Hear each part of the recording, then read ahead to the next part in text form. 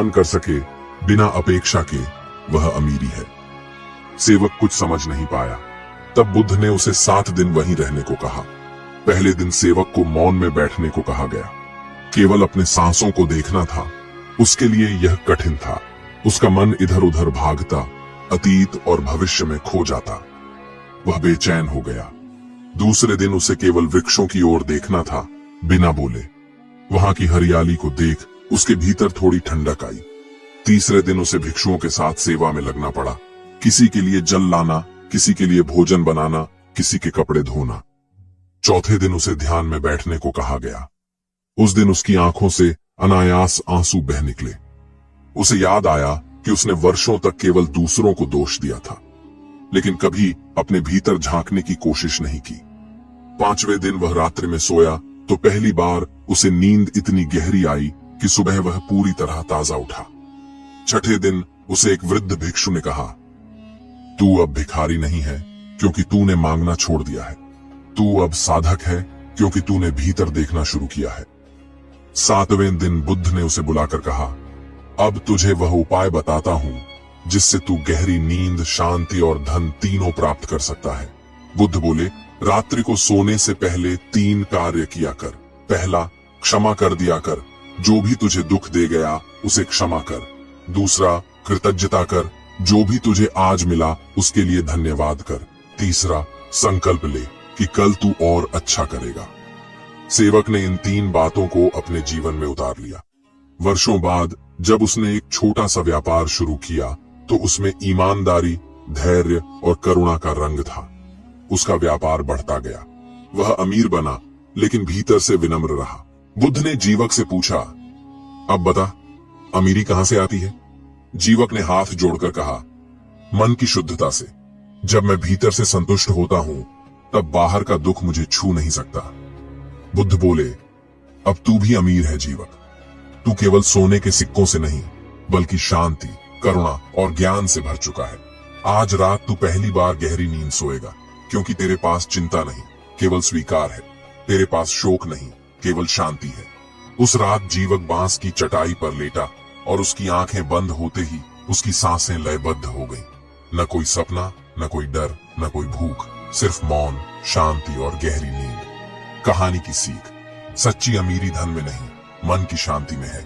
गहरी नींद तब आती है जब आत्मा दोष, भय और दुख से मुक्त हो जाती है। क्षमा, कृतज्ञता और संकल्प, ये 3 गुण भिखारी को भी अमीर बना सकते हैं। यदि आप भीतर से शांत हो जाएं, तो दुनिया की कोई ताकत आपको दुखी नहीं कर सकती।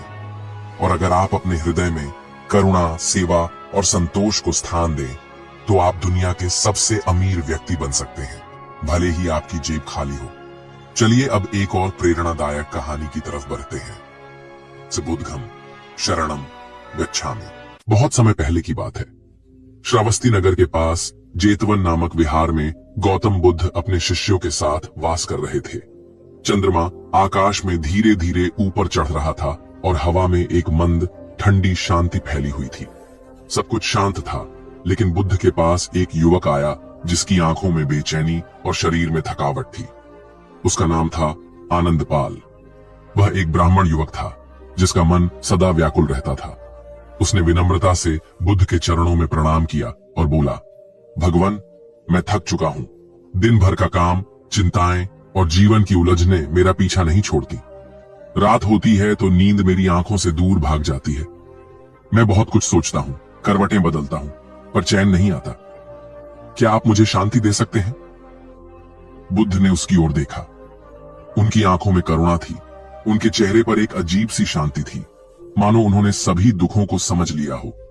उन्होंने आनंदपाल को बैठने का संकेत दिया और कहा, आनंदपाल, तू अपनी नींद को बाहर खोज रहा है, जबकि वह तो भीतर की यात्रा है। आओ, मैं तुम्हें एक कहानी सुनाता हूं। ऐसी कहानी जिसे सुनकर प्राचीन काल में भी लोग गहरी नींद में डूब जाया करते थे। आनंदपाल शांत हो गया। चंद्रमा की रोशनी बुद्ध के चेहरे पर पड़ रही थी और उनका स्वर धीरे धीरे एक कथा में बह चला। बहुत समय पहले की बात है। एक वन था, गहरा और रहस्यमय। उस वन में एक आर्षि रहा करते थे जिनका नाम था सप्तवर्ण। वह दिन भर ध्यान करते और रात को वृक्षों की छाया में सो जाते। पर जैसे जैसे समय बीतता गया उनके भीतर भी एक अशांति ने घर बना लिया। नींद उनसे दूर चली गई। हर रात उन्हें स्वप्न आते, जलती हुई नदियां, गिरते हुए तारे और चीखते हुए पक्षी। सप्तवर्ण सोचने लगे, मुझे क्या हो गया है, क्यों यह नींद अब मेरी शरण नहीं लेती। उन्होंने तप किया, कठिन साधनाएं की, परंतु निद्रा नहीं लौटी। तब एक दिन उन्हें एक वृद्ध योगी मिले जो वनों में घूमा करते थे। उन्होंने पूछा, हे वृद्ध, क्या आपने नींद को पाया है? योगी हंसे, नींद कोई खोई हुई चीज नहीं है जिसे पाना पड़े। यह तो विश्वास की नदी है जिस पर बह जाना होता है। तुम उस पर पत्थर रखकर चलना चाहते हो, वह डूबा देगी। छोड़ दो विचारों को, बह जाने दो सब कुछ, और नींद स्वयं आकर तुम्हें ढांक लेगी। सप्तवर्ण ने उस रात से चिंता छोड़ दी। अगली सुबह की योजनाएं नहीं बनाई, पिछली बातों को नहीं दोहराया। उन्होंने केवल अपना श्वास देखा, धीरे धीरे आता जाता जैसे समंदर की लहरें। और फिर क्या हुआ, वही लहरें उन्हें नींद की नाव में बिठाकर गहरी निद्रा की ओर ले गईं। वहां कोई सपना नहीं था, कोई शोर नहीं था, केवल मौन था, शांत गूंजता हुआ मौन। बुद्ध चुप हो गए। हवा में एक स्थिरता थी। आनंदपाल की आंखें भारी हो गई थीं। उसकी श्वास धीमी पड़ गई थी। उसने सिर झुकाकर कहा, भगवान, मुझे समझ में आया। मैं हर रात विचारों की नाव में बैठता हूं और सोचता हूं कि नींद किनारे पर मिलेगी, लेकिन दरअसल तो किनारा ही खुद को छोड़ देना है। बुद्ध मुस्कुराए। उन्होंने धीरे से कहा, आज रात जब तुम लेटो तो न कल के बारे में सोचो, न आज की बातों को दोहराओ। बस अपने श्वास को देखो, जैसे कोई नदी बह रही हो। देखना, नींद तुम्हें ले जाएगी वहां जहां कोई चिंता नहीं पहुंचती, मौन की भूमि में। उस रात आनंदपाल ने वही किया। बिस्तर पर लेटकर उसने कुछ नहीं सोचा। वह किसी परिणाम की प्रतीक्षा नहीं कर रहा था, बस अपने भीतर बहती श्वास की नदी को देखता रहा। कुछ ही क्षणों में उसके विचार धीमे पड़ने लगे। उसने महसूस किया कि उसका शरीर हल्का हो रहा है, जैसे वह पृथ्वी से ऊपर उठ रहा हो। धीरे धीरे उसकी चेतना भी शांत होने लगी और फिर वह नींद के आलिंगन में चला गया। एक ऐसी नींद जो वर्षों से खोई हुई थी। उस रात जेतवन में चंद्रमा चमकता रहा और बुद्ध अपने आसन पर ध्यानस्थ बैठे रहे, शांत, मौन और करुणा से परिपूर्ण। उन्होंने एक और जीव को उसकी आत्मा की गहराई में लौटने का मार्ग दिखा दिया था। ये वही कहानी है जो बुद्ध अपने शिष्यों को उस समय सुनाते थे जब नींद उनकी आंखों से रूठ जाती थी।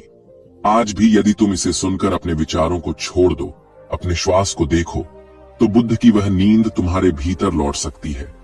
एक गहरी, शांति से भरी, समाधि जैसी निद्रा। अब लेट जाइए और बस अपने भीतर बहती उस नदी को महसूस कीजिए। नींद बस यही है, बिल्कुल यही। प्राचीन समय की बात है। मगध राज्य के एक छोटे से गांव में एक वृद्ध ब्राह्मण रहता था। नाम था सुधीर। उसका जीवन कठिनाइयों से भरा था, पर सबसे बड़ी समस्या यह थी कि उसे रात में नींद नहीं आती थी।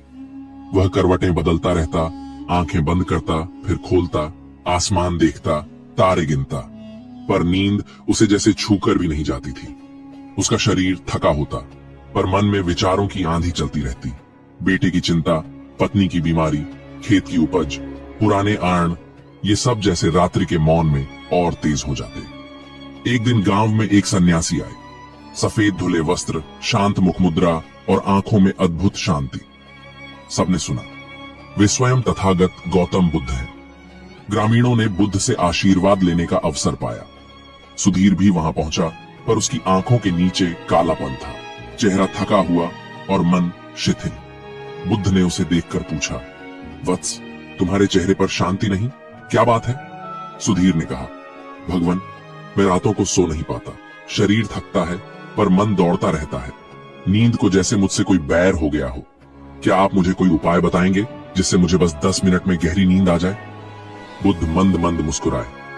उन्होंने सबको बैठने का संकेत दिया और बोले, आज मैं एक कथा सुनाता हूं, और यह कथा केवल कथा नहीं, एक मार्ग है, नींद की ओर, शांति की ओर, निर्वाण की ओर।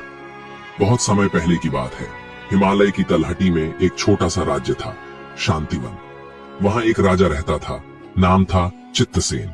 चित्तसेन का राज्य संपन्न था, प्रजा प्रसन्न थी।